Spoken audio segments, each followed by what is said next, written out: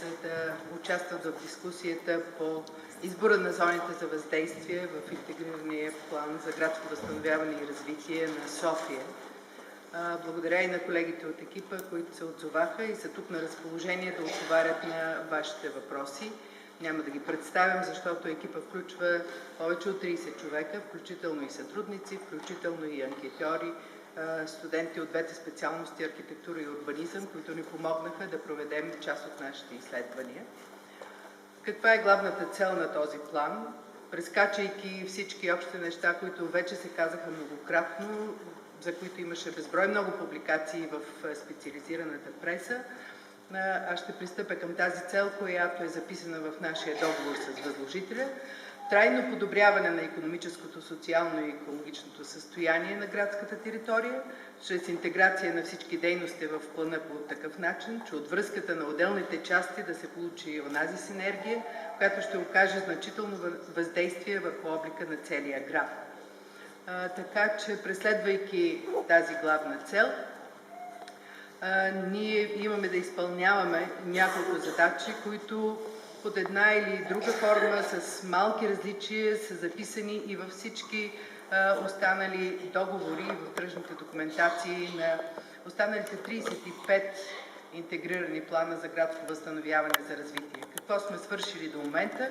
Изготвили сме проблемен и целеви анализ като елемент от работата ни в първия етап, докладване на общинска сесия. Материалите са изпратени също и до заинтересовани страни и групи. Представен е диск. Най-важните резултати са качени на страницата на проекта.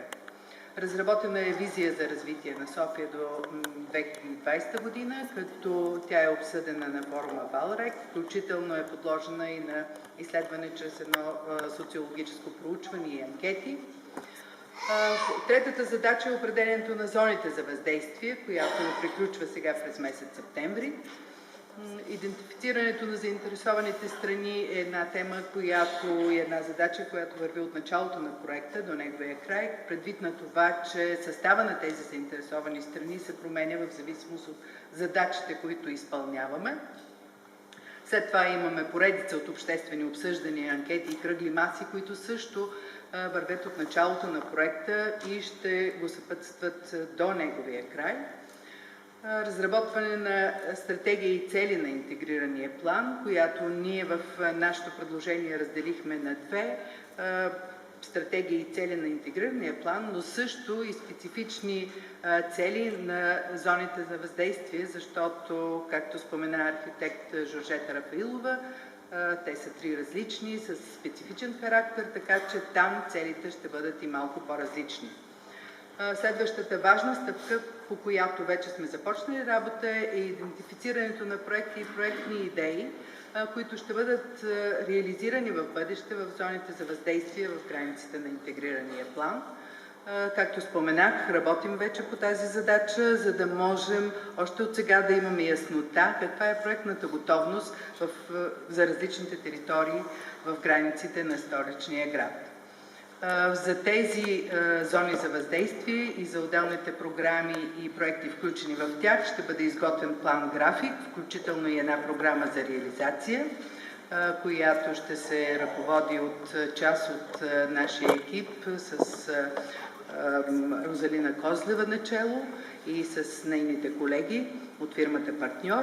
Те ще имат грижата също да разработят и бюджета на интегрирания план, както и бюджета за отделните проекти, включени в него.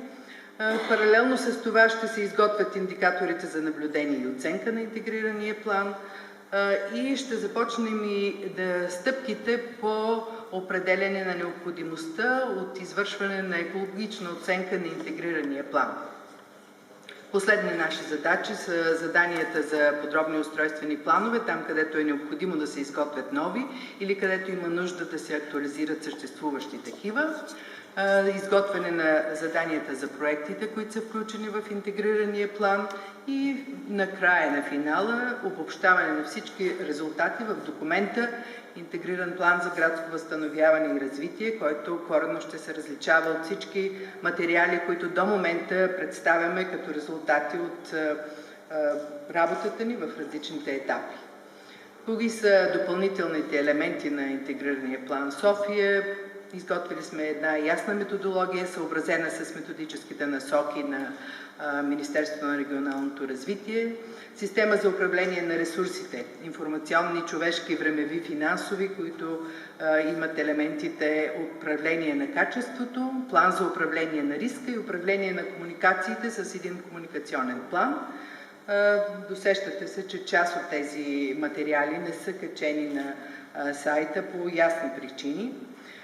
Съответно са направени до този етап достатъчно публикации за интегрирания план на София, включително той е представен на няколко сесии и такива с международно участие.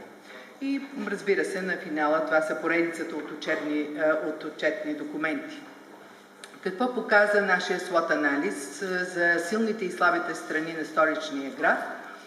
Неща, които до някъде са ни познати, но част от резултатите, честно казано, и ни сюрпризираха като едно малко по-ново и по-различно отношение на гражданите на София към развитието на града.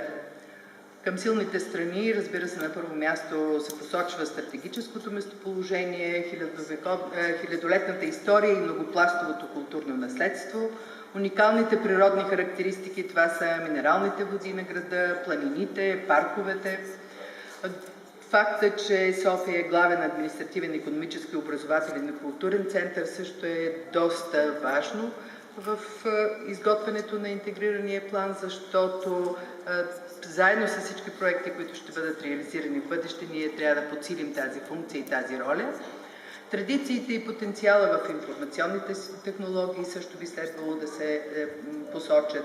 Добре развитата транспортна система, социалната инфраструктура и разнообразните туристически ресурси, които съществуват. Какво показва анкетното проучване, което направихме в първия етап? На първо място е поставена археологията и историята, културното наследство. 35,7% от хората, анкетирани в този първи етап, поставят тези най-важни ценности на първо място. На второ място е зелената система, зелените площи, парковете, кварталните озеленени пространства 29,8% и вече на трето място идва това геостратегическо местоположение, с което много се гордеем, но което има малко по-различни измерения в един период, в който хората комуникират по малко по-различен начин. Планината и не само Витоша, но също и Стара планина и всички други съседни планини, ограждащи столичния град, заемат четвъртото място и със същия процент, пак около 20%, хората подкрепят човешкия потенциал, наличието на млади, образовани, квалифицирани хора в столичния град, които също имат важна роля в реализирането на идеите на този интегриран план. За слабите страни, за които също би могло да се говори много, въпреки положените усилия, реализираните проекти през последните години. От външните фактори се посочва тази отдалеченост от ядрото на Европейския съюз и глобалните центрове на иновации, разположението на страната и на столичния град в един политически и икономически нестабилен регион, недостатъчната ефективност и конкурентоспособност на част от предприятията, структурите, фирмите в столичния град, липсата на високотехнологични производства с висока добавена стойност и икономически пространствени и демографски дисбаланси, които особено ярко се откроиха в следващата фаза в работата ни по интеграция.